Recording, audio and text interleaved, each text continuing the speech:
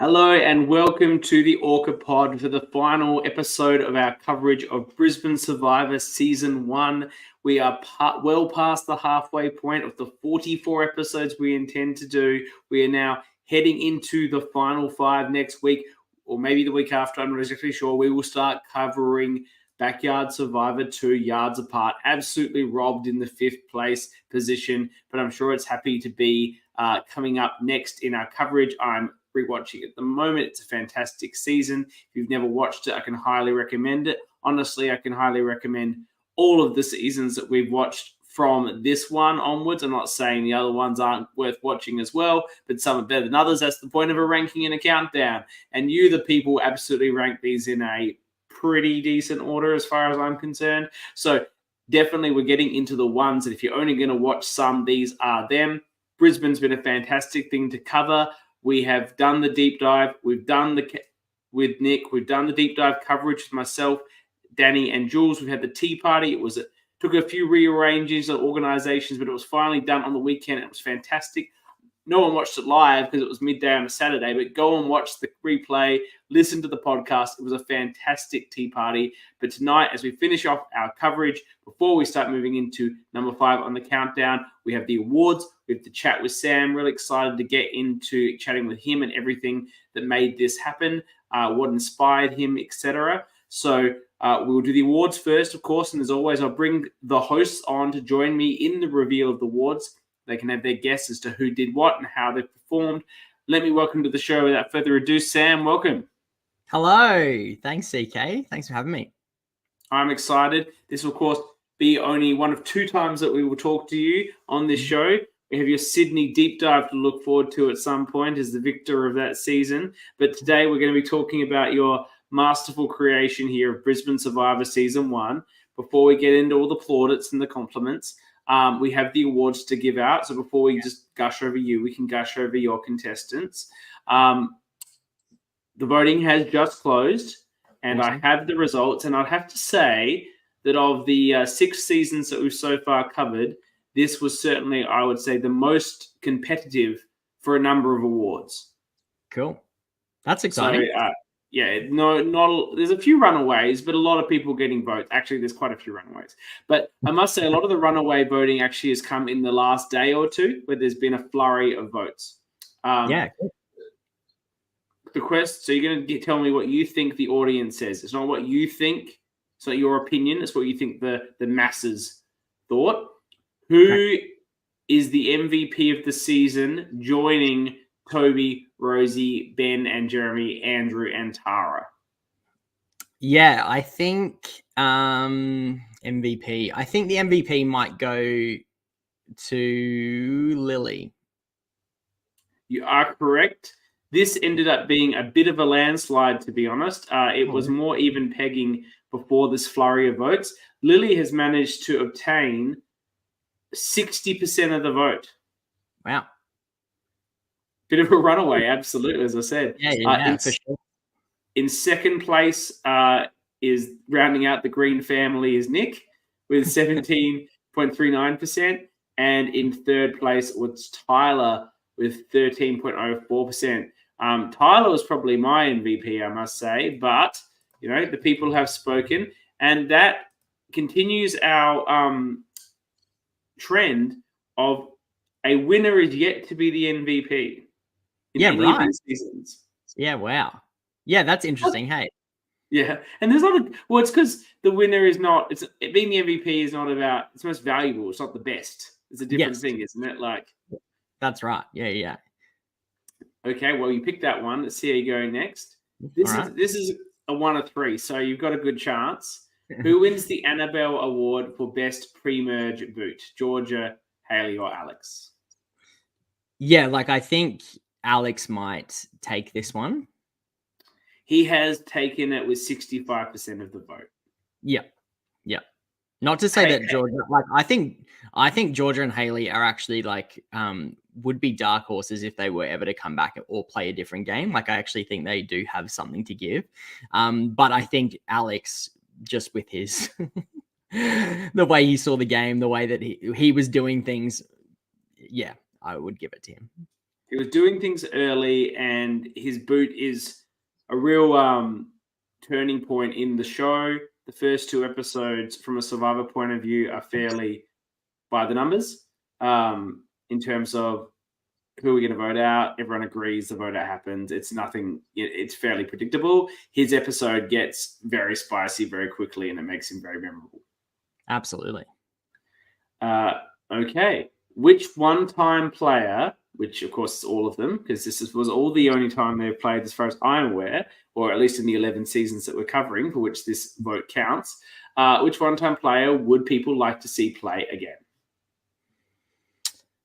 Yeah, so I would toss up between like Lily and Tyler probably again. Like I think that they received a lot of attention from people. So they're first and second. Now you tell me who's first. Oh wow. Okay.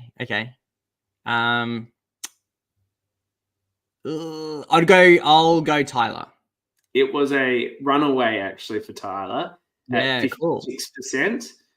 Lily was next on 17, and then Alex on 8. Fun.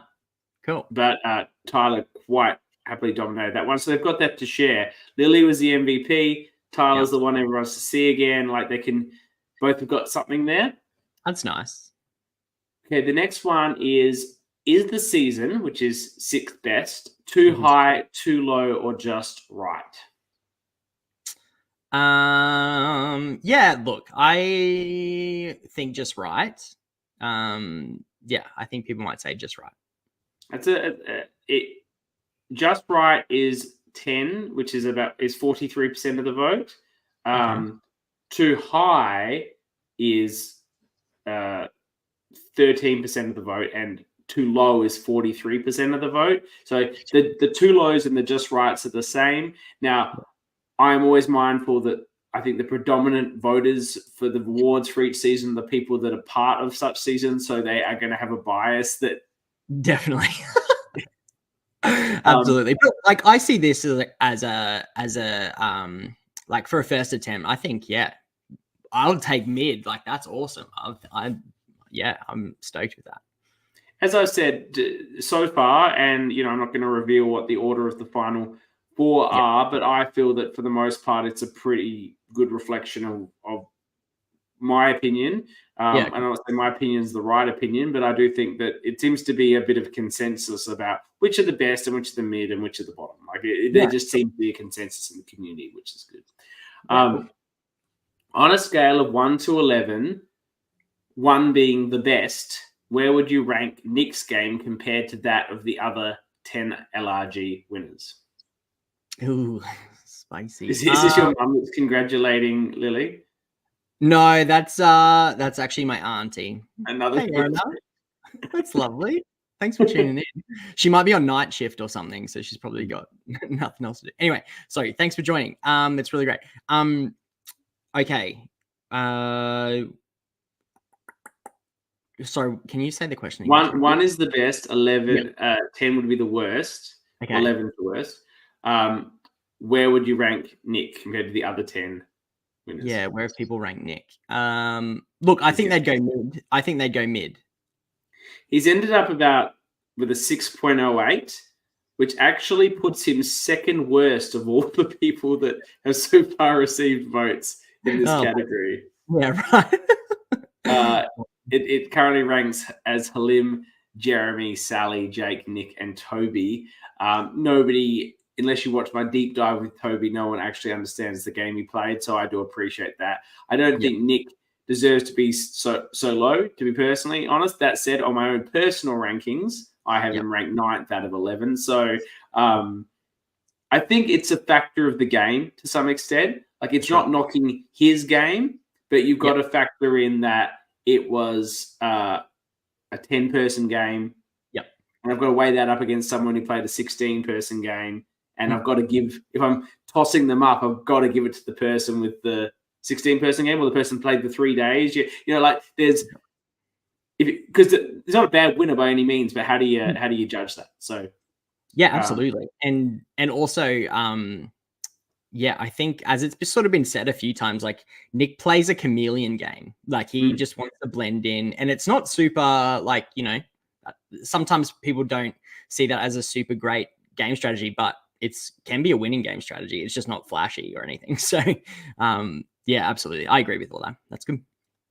Hello, Arena. Welcome. Thanks for showing. Hello, Mel, tuning in from WA. Canberra Survivor superstar Mel. And Schneider's asked how many players there were in this season. There were 10. It was his first effort in the season. We'll get into talking about everything about this season. Before we do the final and most important award, the ORCA, the Bromilow Medal, for this season, for those that are tuning in for the first time, the ORCA of the season, the most important part and award you could possibly ever receive, is for the player that demonstrated the most propensity for narcissism, strong arm tactics, and undeniable self-confidence. The fans vote. That counts for a 3-2-1. And then the ORCA panel also votes for this award. It's less democratic, but more real. 5 people, in terms of that process, 5 people polled votes. In the fan vote, 6 people poll votes. So the one that poll votes in the fan vote that didn't get anywhere in the actual final tally was Liam. I don't think he has any of those factors. So I think someone misunderstood the brief on that, and he doesn't deserve to be part of this conversation. He seems like a very down-to-earth and measured individual. Mel thinks it's got to be Alex. What do you think, Sam? Yeah, look, I was leaning towards Alex too. I know, like, short and sweet in terms of the game, but like fiery and punchy. And look, he was my pick, but then I really enjoyed actually listening to Annabelle's conversation in the tea party with Tyler, Alex, and Lily. And yeah, she had some really good points that I actually took into consideration. So I'm going to say Alex. I wouldn't be surprised if it was Lily though. Alex has finished third. Third. Fun. Lily has finished second. Cool. And Tyler has won the Bromilow Medal, the first woman to win the Bromilow Medal. Well done, Tyler. That's awesome. Congratulations. That's so fun. She's going to love it. Most important award, first woman ever to win. I personally gave my 3 votes to Andy. I think Andy's really underrated as an ORCA. She was like so confident about herself, got smacked down immediately, then was so salty at everyone about it. To me, that just screamed ORCA.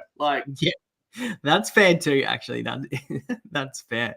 Oh, well, Tyler winning it, that is, that's going to be fun when she finds that out. That's going to be fun. Will you let her know? And for those that are watching the video live, or we're watching the video later on the replay on YouTube, or maybe you're listening to a podcast right now and you don't know what you're about to see, so maybe you're going to go check out the video. I've done something special for this season that I'm probably going to do for all the seasons to go forward, and I will redo the seasons that I've already covered when I do the last season of every coverage, because we're going to have one Canberra, one backyard, one Melbourne, one Sydney. Obviously, the only Sydney left to go. So it's like 2 backyards, sorry. But when I do the last one, I'll produce the package.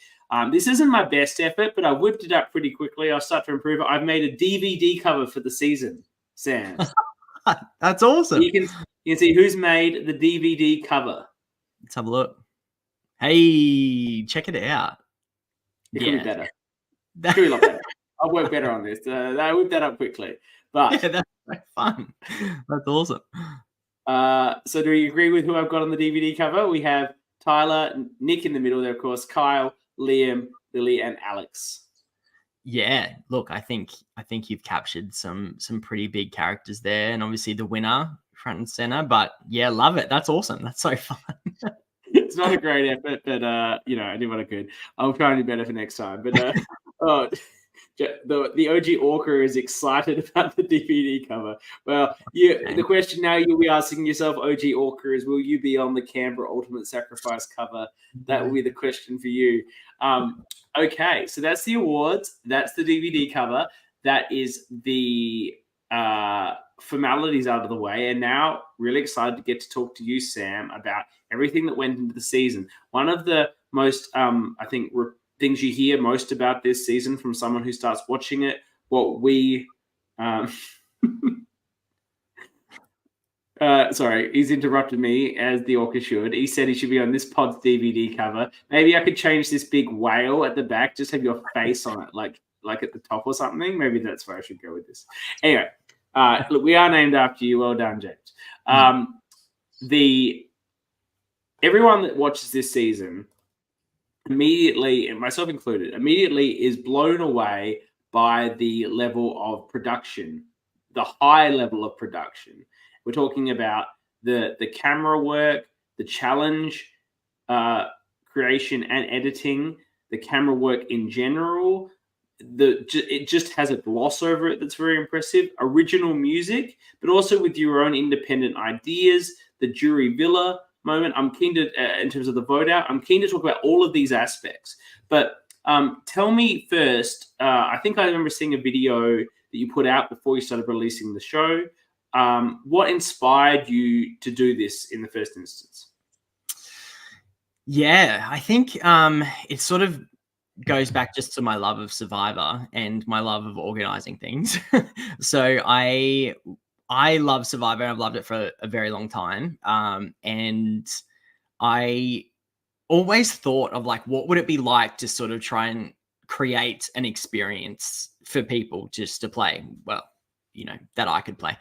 But what would it look like for us to run something for people in a day, and then I stumbled across the Survivor board game and I got that off eBay, which was awesome. And it was, that was a good investment. We've had many, many fun games around that. I mean, I like it. The Survivor nerd in me likes it. I have adapted it though to suit. How does it pair to the Survivor video game? Oh, I've never played the Survivor video game, so I need to check that out because but so you played the Survivor board game?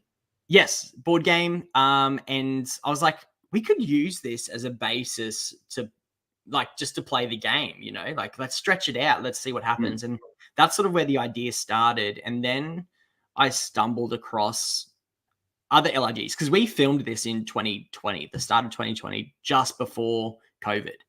Okay. And when did it air? When did it air last year? Yeah, it aired last year. You took 3 years to edit this.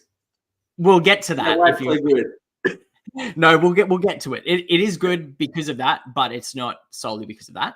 But yeah, I'll get to that point soon. But so we filmed it in 2020, and I think all that existed was Backyard and Melbourne at that stage. So I stumbled across Melbourne, Warrandyte, and Backyard yards apart, and one. Yeah.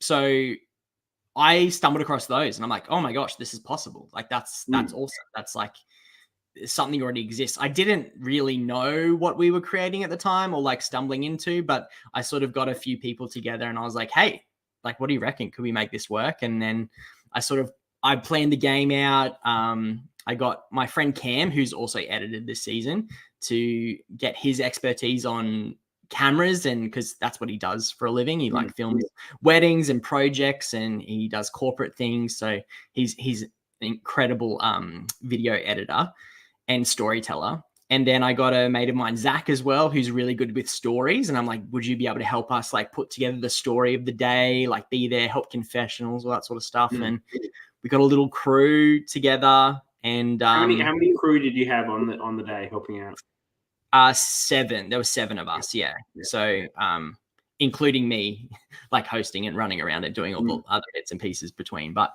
so it was quite hectic, but it was awesome. And and then we put out so the idea behind it was like, I don't know if this is going to work, and I don't want to give up. I don't want to let someone down if this is a complete and utter failure. Like, as in if they apply to be on this show, this like product, and it like completely crashes and burns, like I would feel horrible about it. So I'm like, let me just like put it out there to people that I knew, like let's chuck it out there, see who wants to play, see who wants to apply. Did you think about doing it to an open casting at all, or was it just like, no, I don't want to take that step? Not for the first one. Like, I just really wasn't sure. Like, I didn't really, I should have probably asked like see if I could get in contact with Liz or like Kyle or Brian, but I didn't. So I just sort of like went on out on my own and sort of like created this thing. And so just chucked it out to people that I knew, and everyone that you saw applied. And so how many of your friends and family did you ask to apply? More than 10? More than 10, yeah. And some people said no. Other people said yes, and they were on the cast, but had to pull out. So, did you reject any one of your family and friends? No. Would you have done a larger season with more people, or you were set on 10? We were pretty set on a smaller amount. To be honest, in my head, I probably was aiming for 12. But 12 would have made the pre-merge a bit more even. Yeah. So like we were just tossing around lots of ideas, and so we just experimented with a lot. And then we sort of, Alex was a really last minute call up. Actually, we had someone pull out, so he only came into play like 2 days before. So there's all those sorts of things that happen in casting and LRGs and all that sort of stuff. But so that's sort of where it all started, to be honest. Like it was just an idea that sort of happened, came to life. We sort of filmed it, and then did you get a lot of, because you were reaching out to family and friends, some of which were clearly not big fans of Survivor, some of which spent their time trying to pretend they weren't big fans of Survivor, some better than others. Did you get a bit of like, why would I do this, or from your friends and family, or was it very much like oh no, look, this sounds like a good time if I'm not a fan of the show? Yeah, no, people, like, I think everyone I spoke to was like, that sounds so fun. Like, as in, they were just like, that sounds really cool. And I think for some of them, they're like, it sounds really cool. I'd do the experience. When we said it was going to be like filmed and we're going to like put it in a bit of a package, they were like, probably not. Like, that's probably not what I'm keen on. Like, which is like very fair. So. Did you realize you were casting like the nicest bunch of people and was going to create perhaps somewhat of a dull story in places during the season? You never really, like, the thing with casting though is you can never really tell how it's going to play out. But you actually know them. That's different. I agree with you. When you get someone's video and then you interview them, there's no guarantee what they turn out like in the day, but it's different when you've met someone, you know them for many years. For sure. And look, definitely a whole bunch of nice people. You are absolutely right. And they're also some of the most competitive people that I know though. So as in like, and when competition comes into play, like I've seen a lot of them do things for the sake of competition that they wouldn't do in their regular lives. So I was hopeful that might be the case, particularly like, I know my brother and sister can bring it, like, as in I know that they are capable of that, as well as Tyler, like, and Georgia and Liam. Like, I've seen them in games and different things that we've done. Very, very awesome moves that they wouldn't normally do. But I think the thing that we found out when we were editing it is that there was a lot of thought taken into how is what I'm about to do going to affect my relationship with the person afterwards? Because they all know each other to some degree. So that probably did hinder things a little bit. Whereas I thought that they would lean into it more because they did know them, So it's like, we took the gamble. I think you're right. That makes exact sense about why, there was obviously very, very competitive when it came to challenges. But when it came to stabbing people in the back, they weren't that inclined to do so. Yeah. And as you say, they're people that know each other, but you add on the layer that, like, you get that same impact sometimes in an All-Stars or a returning season-style game where most of the community knows each other as well. The difference is everyone who plays in one of those is such like an Uber player, Uber fan, that they get it. They're not going to get emotionally hurt by being voted out, whereas these are people that are not necessarily that. So they're competitive, but also wouldn't potentially always understand if their friend backstabbed them. Yeah. And I think there are some of those people on this cast. I know that others would be like, good on you. Thanks for stabbing me in the back. Like, that's awesome. Like, like Tyler, I know, for example, appreciates that so much. Like it hurts, obviously, like all of us when we're competitive, but she loves that stuff. Like that's what she is made for. Yeah, as Danny said, they're your friends, so of course they're nice. That's the problem. You know, he's too nice, Sam. You're attracting all these nice people.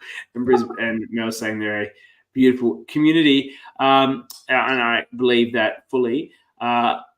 Still, though, you know, you can never control the gameplay. It doesn't matter how great you make the production. It is what it is. There are some great moves in it. I'm sure you were very excited at some of the tribal councils where things were happening, especially because in the tribal councils where things weren't happening, people were giving you the absolute worst answers they possibly could deliver to the question. I tune out in tribal wasn't the best of times, but some of these, there was just absolute unwillingness to give you anything despite your efforts. That said, I've said this before. Annabelle, I was talking to her on the weekend, and she said the same. She has the same view. And this without any disrespect to anyone else that hosts any of these cyber LRGs. The work that you did on this season was the best hosting that anyone has done. I think you have a magnificent way about you. You have your own style, but you're also emulating enough of the Survivor hosts that exist to give that familiarity. You have a real charm and easiness about you that I think then the viewer can easily enjoy and feel comfortable with. And so, and humility, but also a confidence, which is a very difficult thing to have at the same time. I certainly only have one of those things, and it's not the humility. But yeah, it can be difficult to have both of those things.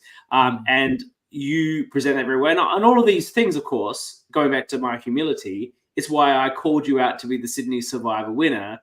On nothing but a photo and having you host a couple of episodes this season. So, and I am, of course, now talking about how good I was with that winner pick. But it's the person that you present as that I could see was going to be very popular in a game like that, but not overbearing. So I think you look, there's rooms you can improve. I think I said it when we did the coverage. Your challenge commentary could have more passion.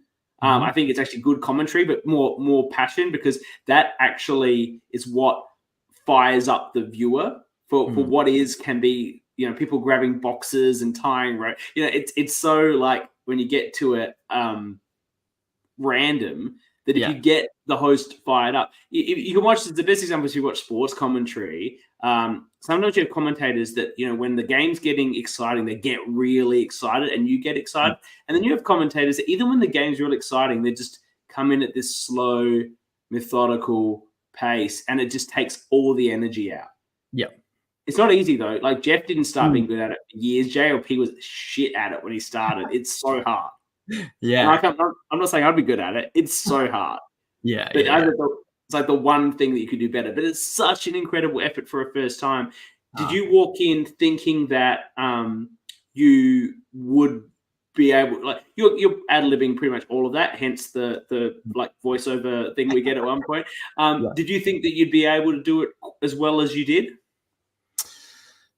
Oh, like, first of all, thank you. That's all lovely. Like, I did think about what I wanted to do. And so, yeah, like, I'm a Survivor nerd at heart. So I wanted to make sure that there's Survivor bits in there and to stick true to Survivor stuff and the quotes and like thoughts and all those sorts of things. But yeah, like, I'm pretty good at, like, if I was ever to do any public speaking or talk in front of everyone, like, having a script per se for me personally just doesn't work. Like, I just can't do it because I get caught up on myself. But yeah, I'm happy to back myself in sort of having a bit of an idea of what I want to say and then just going for it.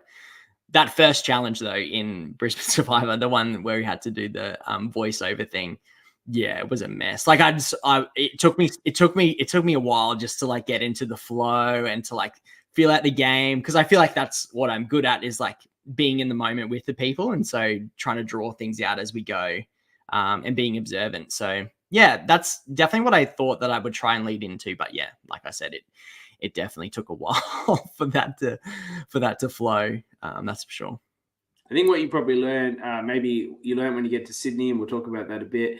But what you probably learned was you just need to do like a little thing, and it doesn't need to really explain everything. And then off camera, you can explain to the cast what they're supposed to do. Because most of the time when you're watching this, even on Real Survivor, you sort of tune out, and then when it starts, you're like, oh yeah, I see what they're doing. Like, I get it. Yeah, like it's much easier to understand then.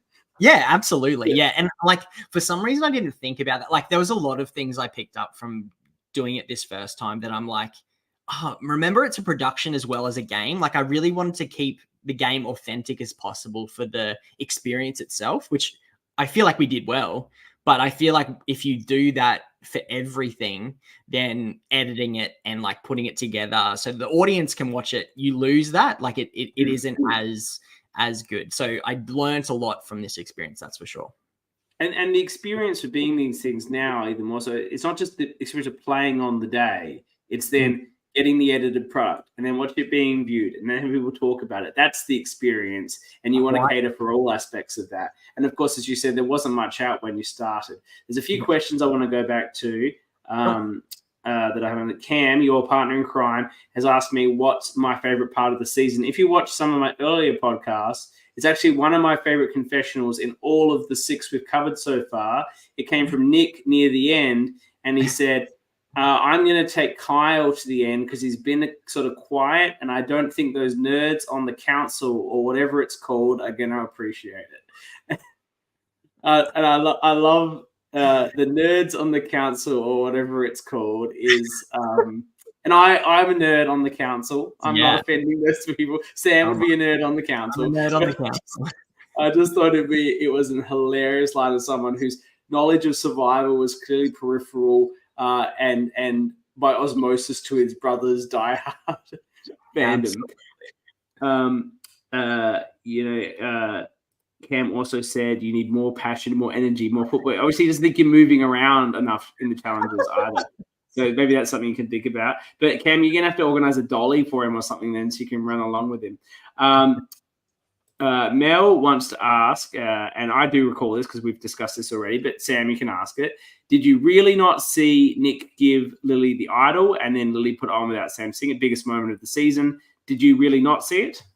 Yeah, I really didn't see it. Yeah, I was focusing, like you sort of alluded to. I think when it got to Tribal Council, I was trying my hardest to work out what to ask because I wasn't getting anything. So I'm like, how do I ask? I was so focused on the questions that I missed what was happening in front of me because I was like, these people aren't giving me anything. I need to ask these in a certain way to make them sort of think about it a little bit more. And so I was focused on that. And then, yeah, I didn't even notice that she had it around her neck by the time I pointed at her. So that was a genuine shock for me to see that. It made it for a better moment. Yeah, absolutely. Yeah, for sure. It's fine to miss things. How long did it take Lily to forgive you for missing her potential victory in the food challenge? I don't want to hear it because that's ridiculous. Because there is no way that she won that challenge. Like that it looked close. Look, I'm saying it looked close. For sure. And you were adamant. And you were adamant. You're like, get away, Lily. You lost. Get away from me. I was like, you have no idea. I felt like I was practically on top of their mouths as they were like chewing like ferociously. And Lily's like, Sam, like as in I'm going to award her the win because I'm her brother. But no, like legit, I do these things like serious. And so it is a serious challenge. Whatever happens. She had, I think it was ants that I could see. There was ants everywhere. Like as in she did not win that. So she's fine. She seemed exasperated and annoyed. Yes, she was. Do you think it could have been worse had she got voted out at that Tribal Council? Has she moved on more easily because it didn't matter? Probably, but yeah, I mean, yeah, probably. But I think also, yeah, no, she's a competitor. She knows like how these things work, and so I think watching it back helps. I think it helps. Like, fantastic. There's a comment here from Cam again. Slow motion replays. Lily lost. That's why it took 3 years for trying to work out the winner in post for all that time. Danny says your quote at times is, "I don't want to hear it." I don't recall you saying that, but or did you just say this now? No, I just said it now. Yeah, it is now. All right, 3 years. We 3 years. We covered that earlier, and you said to get into it. Why did it take so long to get to the final product? Despite the obvious quality, you know, what was the delay in all of that? Particularly COVID. You know, what else were you doing? Yeah. So it actually was COVID. Like we started and we made a bit of an effort. There was Cam and one other person were sort of editing it and doing parts, and we're trying to do it together. And so Cam is like he's an amazing editor, and he knows a bit about Survivor, whereas I really know Survivor and I'm not an editor. So we're like, let's try and combine these like our different spheres to make this thing reality. So I was like trying to do the storyline and like say, Cam, we really need this in there. And he's like, why do we need that? That's not part of the story. And like, this is a Survivor moment, Cam. Like we need this in there for the Survivor aspect of it. And he's like, okay, like, so like we had a really good balance, and we had another person in there at the start. Then when COVID happened, like personal stuff happened at that time as well. So for me, I think my life was, shaken quite a bit. So, and I think we sort of just made the decision. It's like, nobody knows this is coming. And we wanted to do the best job to like, to showcase what had happened on the day. So it's like, well, why don't we just take our time? Like, what are we waiting for here? And like, obviously the player in me was like, oh, I really want these guys to see this product, but I was like, I think they would appreciate it more if they wait and it's good rather than we rush it and it's not as good. So we sort of the reason I was giggling before is because Cam here said what Sam wanted to say is it took 3 years because Cam is slow. Hey, you're doing free work, Cam. You can take as long as you want.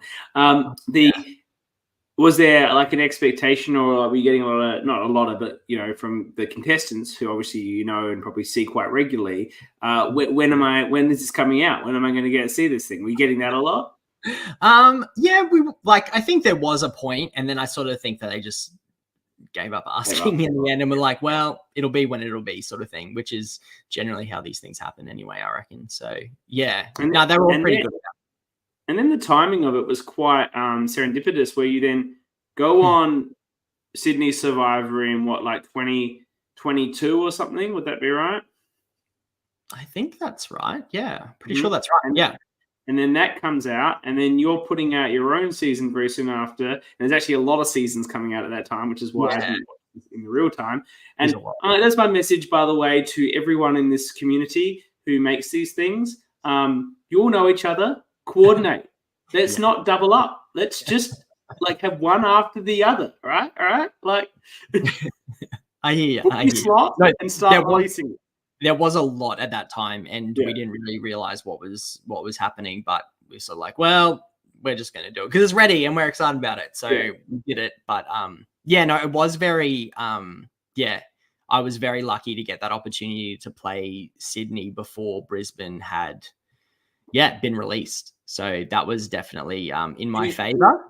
Do you think that would have hurt your game? Was that another reason you delayed the production release? Also I could play. No, it's definitely a benefit of it though, for sure. That would have hurt my game, I reckon. Absolutely. Well, that's why I identified you as the winner. Yeah. Plus, you know, it's a reason to vote someone out. Like, oh, that guy hosts his own like Survivor thing.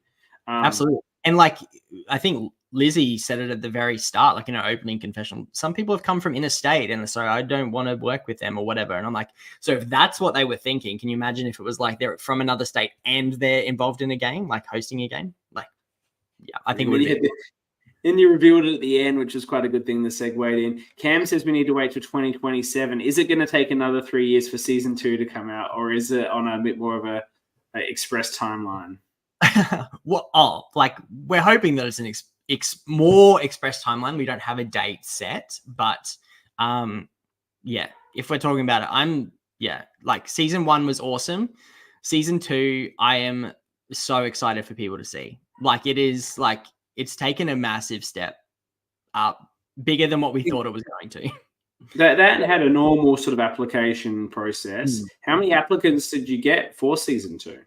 I think we got 50 in the end. 50 applicants. So, which we were happy about, like considering it was, Brisbane's still like an unknown quantity in the whole scheme of the LRG community. Like it is still fairly small, fairly new. And so, yeah, we didn't really know what we were going to get, but 50, like we got 50 and 50 quality, like as in we had to say no to some really cool people. And yeah, so it's a cool cast. I'm keen for people to see it. Yeah, everyone's excited in the chat. I, of course, was not there. I wasn't part of the production. I don't. For these people that know, I don't accrue these things because not that I want to help. There's lots of people helping out, but I'd rather be fresh and unspoiled so I can do the podcasting about it. So I'm personally looking forward to seeing it and podcasting about it in a few years.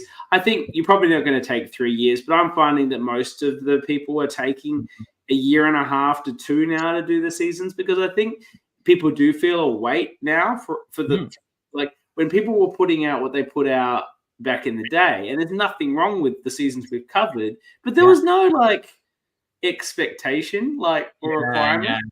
Absolutely. And it's funny to even think about the difference between Australian LRGs and LRGs in the US. Like the US really focus on, well, some of them, like some that I've seen, really focus on the experience and just capturing what they can, and then they put it out. And so the turnover is quite quick. Whereas I think Australian LRGs have really went the other way. And it's like, cool, we want to give them experience, but we also want to capture something that's like a cool product to really invest in creatively, which is cool. Like I love watching them all. It's been so fun. I agree with you as well. I haven't watched a lot of the American one, but I did start watching that one Maddie C was on. And I was like, I've watched 4 episodes of this. No one's been voted out. What is going on with this thing? I'm confused. You had the same feeling, and there was a challenge after challenge. I'm like, oh my God, this is not why I watch Survivor. Yeah, and like that's I think that again speaks to the experience side of what an LRG is, which is great. Like I'm sure they had an incredible time together on that weekend. Yeah. You know? They get that. That's to be. Oh, we're making a show, and everyone gets to be a part of it. We don't want to be the first boot too early, so everyone gets to do 5 or 6 challenges. I'm like, oh my God! From a viewing point of view, this is like endless. So I thought they had some really great concepts in that one that they were trying out. And they were fresh concepts with gear and materials and where clues were. I thought all that was really good, and it would have made great play. So I was just from a viewing perspective, I was like, But I think you're right. Where everyone here is looking at making a fantastic production. Matt C's season. Mel was telling us, who knows Matty C very well. They went for 4.5 days, and that's for the 3S for the vote out. But I get what you're saying, Mel. But I think if an Australian LRG producer had 4.5 days, they'll just do a 22-person season and still boot someone in about an hour or 2. Like get through it. People always want a bigger season, but you can't fit in that many boots. So we just had more boots if we had more days. Literally, oh my gosh, so funny. The concepts of you putting your own spin, your own style on the season, original music. I don't think any LRG in Australia has used original music. I know for Sydney, Eli did that random Twin Peaks version of the theme, and then the weird exit music. I felt that was all tremendously weird, but still, what the general thing is you do is you grab the YouTube sounds from Survivor because it makes it seem like Survivor if you put on the familiar music. You went and arranged your own music production. I assume that was another friend that you roped in for their free labor. Is that correct? Well, actually, because Cam edits videos all the time, every day. He's got quite a bank of artists that he uses and different styles of music, and he's got this program that he's got a subscription for, which is super helpful. And so we decided it's as another level of creativity, instead of doing what Survivor does and just taking their music, could we create a similar feel and maybe more of a feel that matches the environment in which the music would be played, so have a similar feel but just make it unique to what was happening. And so it was sort of another creative level that we wanted to explore. And that was fun actually to go through stuff. Mel says she loved the Brizzy Bongo beats. Yes, there was a lot of drums. It was very tribal in that way. And I think, like, I probably personally just prefer the Survivor music if I was going to say a thing, but I'm never going to knock people for trying their own thing, getting their own style, getting their own vibe, and putting in that extra work. And when you're making these things for anyone, and all I've done is edit a couple of challenges. I've never had to put together the whole thing, but even doing that is so much work in itself. When you're doing that, if there's an easy way out, we'll just grab this music and then we're done. It's so easy just to go that way. So that the work that you're putting in with not taking those shortcuts is incredibly impressive. Yeah, thanks. Yeah. It did take like a bit more time, but I don't know, we were sort of, excited to give it a bit of a crack, And the jury villa, bring him on. The jury villa, the jury villa post-credit vote out speech with the really cool, like, old style video vibe, which is the sort of thing you can get. Like, the thing is, I sometimes, when I'm editing something, I might have an idea like that, and for me to figure out how to do that is going to take me 10 hours of watching YouTube videos of how to do it on Premiere, whereas I'm sure, like, Cam just whipped that up in like 5 seconds and it looked amazing, right? Like, literally, like, I watched him do it in 2 seconds. Like, it was an idea of like, let's like, I love like Ponderosa and jury villa stuff. Like, I think that adds a lot of like to the game, and so, like, let's try and just get an exit confessional that's sort of like in the jury space. And then Cam just gets this iPhone footage. It was just done on an iPhone. He's just like, let's just chuck these things together, and it's easy. It wasn't just a video on the credit. It had that retro vibe with the VCR and like it had its own fantastic style. We've got, actually, he's here live as well. You can talk. We've been complimenting all of his work. Sam, tremendously. Let's bring in Cam, the editing master of Brisbane Survivor. Welcome, Cam. Hello. Thank you for having me. Here he is. So you've been getting a lot of compliments here from Sam. I think we all believe it. Have you watched Survivor now? Are you going to go watch some more Survivor so that your editing for next time is, you don't have to argue with Sam about why he's trying to put in certain scenes? Like, I've definitely watched Survivor over the years. Definitely more Australian Survivor than anything else. I know some of the players who've played, and so I've definitely followed a couple of the seasons, and so I've enjoyed that. But I definitely am not anywhere near as much as a fan as Sam is. That is for certain. It was very interesting when having those discussions. I think we agree, because for me, I'm all about story and flow and making things, the best that I think it can be for the story, and it's great because at the end of the day, that's what collaboration brings, right? Did you, how hard is it for you after a long day at work editing shit to come home and edit this stuff? Like, that's often, I find, I enjoy video editing. I'm an amateur at it, and it's something that I can do that's not my fucking job. So I enjoy it sometimes. Is it very difficult to find the passion to get into hours of Brisbane Survivor footage when you spend all day editing something else? Well, I guess that's maybe where we have done things a little bit differently to most people, where maybe Sam would say, like, Cam, go off and edit, and then let's discuss it. Sam and I were very purposeful about doing nearly every single step of the journey together. And so, largely actually what I found I had to do is we had to set aside days at a time. So I think it was, at some points it was once every 3 months, other times it was once a week that we were getting together and we were kind of editing for a full day.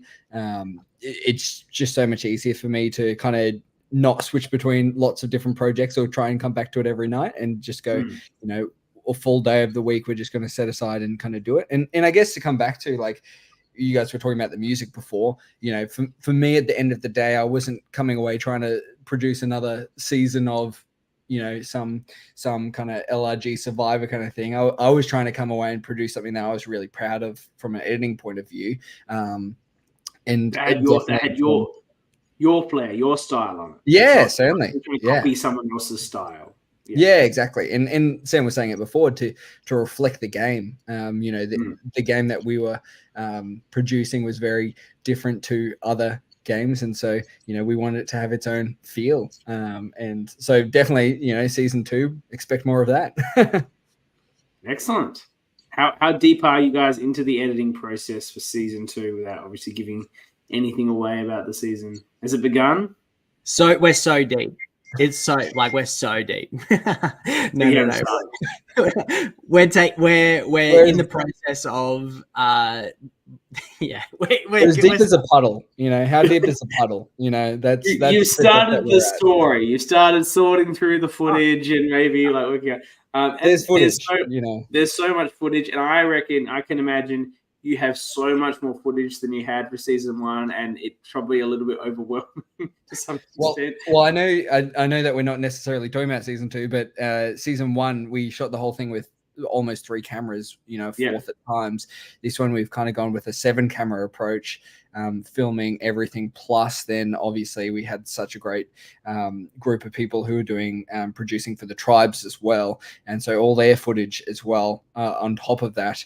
And then we also had drones and microphones and all those other things, and so it's going to be quite a mammoth kind of effort to get through everything. It's going to take a fair bit of time, but we definitely did that purposefully, because what you get sometimes when you just do a little bit here, or have all these different people doing all this different stuff, you get a very segmented kind of product that really actually becomes almost more difficult to do than doing something very trying to be polished and doing it well. And so for us this season, we just decided we'd go with let's try and do this thing really well in these areas, and that will make actually our life later a lot easier. And one of those things that you learn from editing, for 3 years a product, you go, I think Seb and I had a note. We were like, next time we need to change this. Next time we need to tell people we want this. Next time we want to, do this better.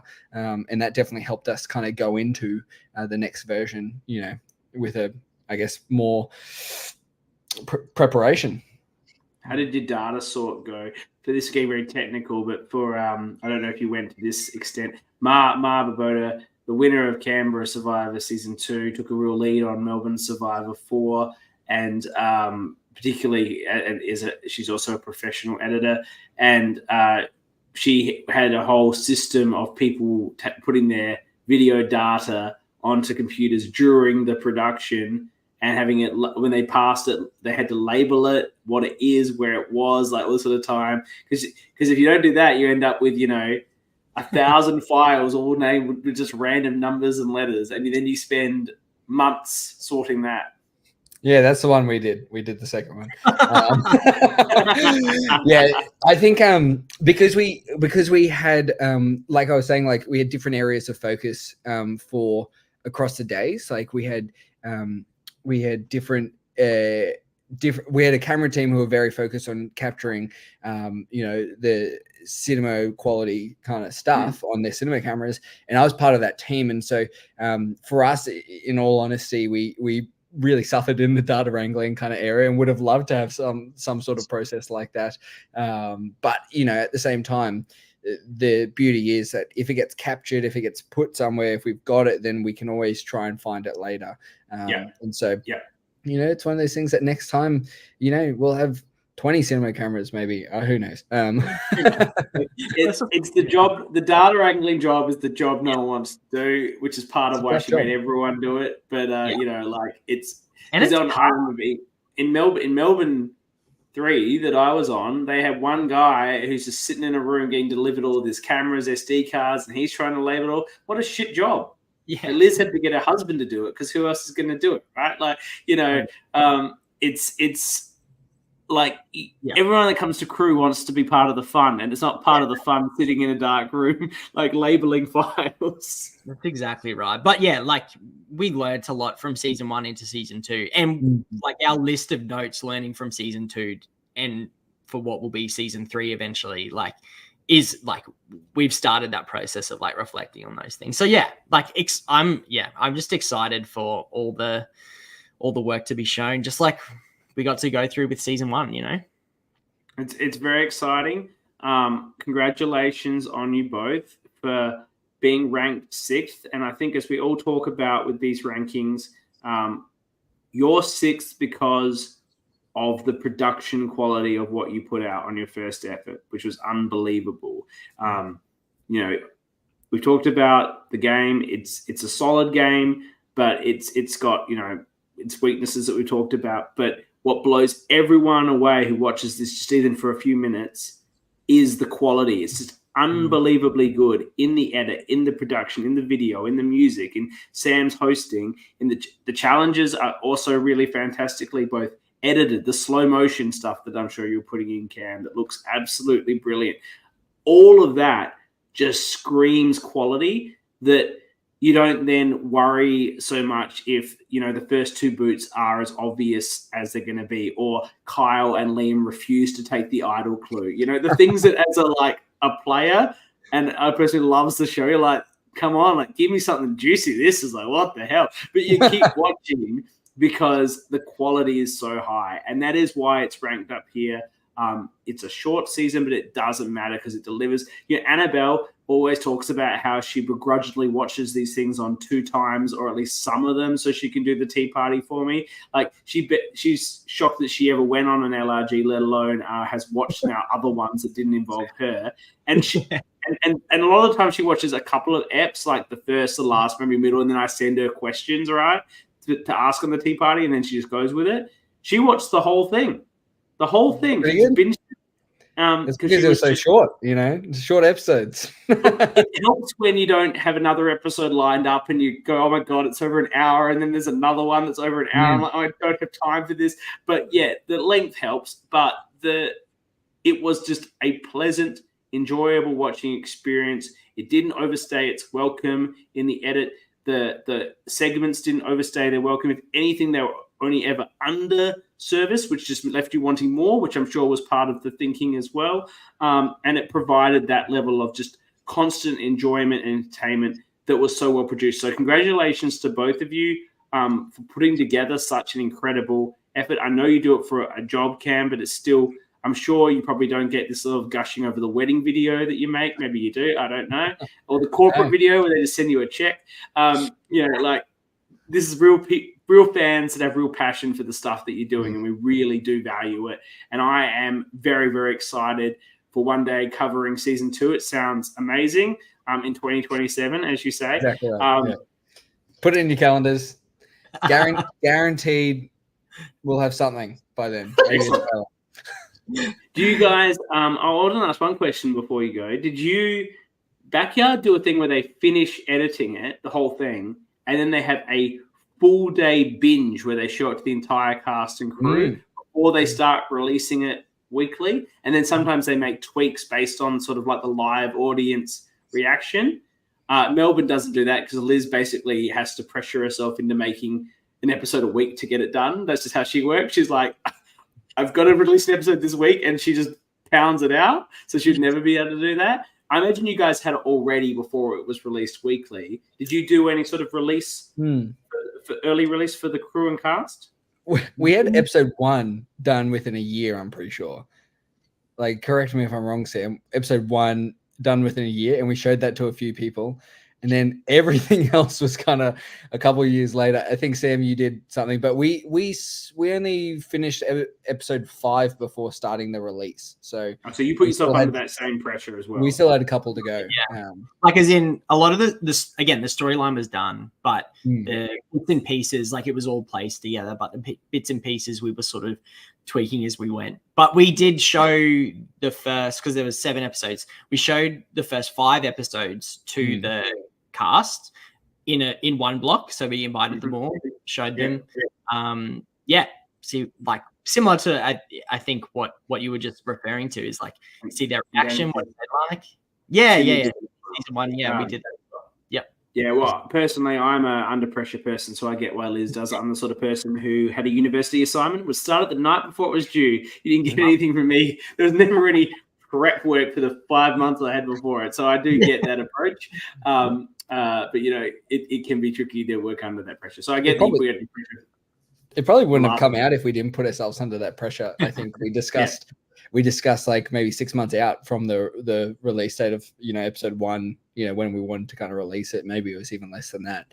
And that kind of was and once the first one went out, we were kind of Okay, well, we have to do it now. Like, we have to kind of continue going. There's no backing out. You can't have a big break. You can't suddenly get 5 steps in and go, oops, we'll get the next one to you in a month. Like, that would kill any momentum. Yeah, absolutely. Exactly. And at the end, instead of probably celebrating, we probably were both ready to smash the hard drive and walk away. It was good to get it out there, that's for sure. Yeah, that's true. Well, congratulations again, guys. Thanks for coming on, Cam. Thanks for being here, Sam, to talk about the season. Congratulations to everyone who won the awards for this season. For next week, maybe. I'm only like 3 episodes into my rewatch. It will probably be like 2 weeks from now. I will be starting the coverage of Backyard Survivor Yards Apart. Fantastic season. Great. Really high. Equally very high production quality for a second season, I must say. But what really brings that one is just a really great cast who really play hard, and they play hard early, which is always fantastic. We will be doing that coverage. And then I can probably reveal now, that's what I generally do, now that we're going to be, you know what 5 is, and then we'll be doing 4 after. I don't know if I'll be jumping straight into 4 because One Well might be airing, in which case I'll be covering Backyard Survivor Season 5, One Well, and we will put the ORCA rank down on pause while we cover that season. But I will reveal that the 4th best season of the 11 LRGs is your winning season, Sam, Sydney Survivor.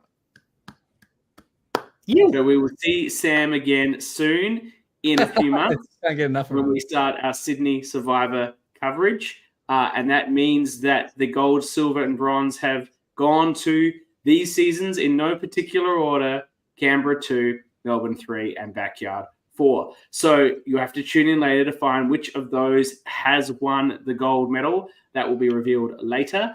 But if you haven't watched Sydney, if you've enjoyed our interview with Sam, he's all over that season because he wins it, as we said. So get in there and watch it. It's another really fantastic, great first season effort. It's not as well produced as what Sam and Cam have put on, but what it presents is some really great gameplay from some really strong players, Sam included, but there's some big players as well, and it makes, again, very interesting gameplay. And you can't put past the season that manages to get a real Australian Survivor winner to come onto the show. That's always going to bump it up a little. So that's what we'll be covering soon. It may be in a few months if One Well starts releasing, which I'm very excited for. What Backyard did in season 4 was incredible production. Like, I don't know if you've watched that, Sam and Scam. It was out of this world. And if they look to step it up again, it's going to be setting a new bar, I feel, for a lot of the producers in this space. So it's great to have this. No one's competing with each other, but you do look at what other people do and go, yeah, that's good. Like, how could we do that? That's exactly right. I feel like it's just like celebrating like the creativity of this game that we love so much, and like, I think it's awesome. So yeah, so keen to see One Well. It's going to be sick. I love the puns. They've got the yards apart, another One Well. I absolutely love it from those guys. Thank you, Sam. Thank you, Cam. Thank you, everyone that has watched live. We really appreciate you watching live and putting your comments in as we go. Thank you to everyone that will listen to this or watch this later on. We know lots of people do listen thereafter on the podcast or even watch the YouTube video sometimes. We really appreciate the ongoing support of the ORCA pod and what we're doing here in revisiting and recapturing the love for these seasons that people have put a lot of love into in the past. Looking forward to getting into the finals of them. But yeah, looking forward to covering a new season when that comes out. So thank you for joining us. We love having you with us always. Thank you to both of you for being here today. I will see you probably in 2 weeks, I expect, for the coverage of Yards Apart. So see you then. See ya.